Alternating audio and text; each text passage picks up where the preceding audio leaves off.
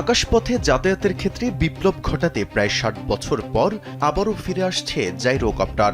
হেলিকপ্টারের এই বিকল্প যানটি শুধু সাশ্রয়ী নয়, বরং নিরাপত্তার দিক থেকেও অনন্য।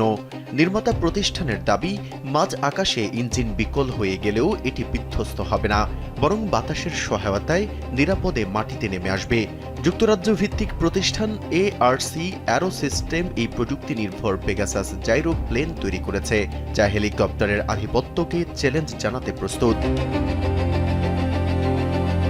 ১৯৬০-এর দশকে কানাডিয়ান প্রকৌশলীদের নকশা করা এভিয়ান 2x180 মডেলের উপর ভিত্তি করেই নতুন এই জাইরোকপ্টার তৈরি করা হয়েছে।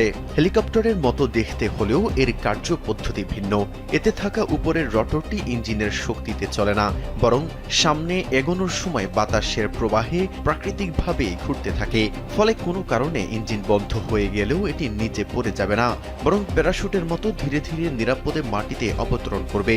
এছাড়া রানওয়ে ছাড়াই এটি হেলিকপ্টারের মতো খাড়াভাবে বা ভার্টিক্যালি উড্ডয়ন ও অবতরণ করতে সক্ষম।